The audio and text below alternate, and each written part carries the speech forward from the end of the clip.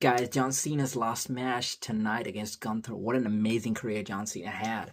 So John Cena started in the OVW. Actually, what a world class of athletes we had in 2001, around 2001 in OVW. We had Randy Orton, John Cena, Batista, Brock Lesnar at the same time. I don't know if there's ever been a period in the OVW where we had legends like this, like four guys who ended up becoming world champions later on and became one of the biggest stars, to be honest. Like, you look at John Cena, how many championships has won, Randy Orton, Batista, Brock Lesnar. These guys made names for themselves. And so John Cena starts his career a ruthless aggression area. A lot of people started resonating with him. He was getting a lot of reactions.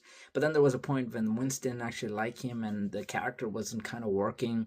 So, but fortunately for John Cena, he was in a bus where Stephanie heard him rap, and she thought he could actually bring that character into WWE, and then he started doing this.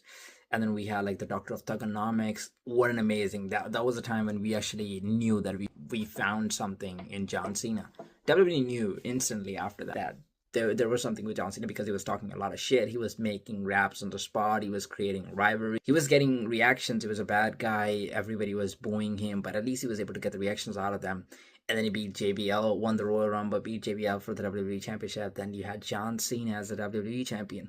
And then the era of John Cena and Batista started. And until like 2008, 2009, John Cena and Batista were just unstoppable. They're constantly winning all the titles. And for a period of time, fans also felt like WWE was trying to push John Cena over them. So sometimes he wasn't getting the best reaction. It was always like, let's go, Cena sucks. There were towns he was going to, he was getting more cheered, and then there were towns when he was getting booed. I remember the time at ECW when he was fighting Rob Van Dam, everybody booed him.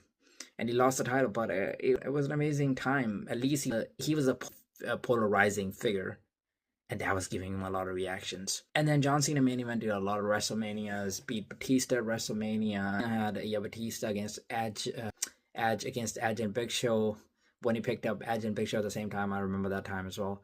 But yeah, but then around like, and he had rivalries, great rivalries. John Cena storylines with Edge, with Randy Orton, with Batista, long storylines, amazing. One of the best promo artists of all time. We could just make a promos on the spot. He doesn't forget his promos, amazing mic work. And then John Cena actually in 2016-17 kind of moved to Hollywood, made a couple of movies, and it was like on and off. And then he came back and it was like a whole tour. Amazing. And now he's retiring. Heel turn at the end for like a few months. So what do you think about John Cena's career? Do you think he's got one of the greatest career? And do you think he's one of the most accomplished WWE athletes, as in terms of like in WWE and also outside WWE? We had guys like Rock, who's on the same level. I would say Stone Cold Steve Austin was probably the most popular when it comes to WWE, but he didn't do much stuff outside. So who do you think is the most popular WWE guy of all time? John Cena, Stone Cold Steve Austin, or The Rock?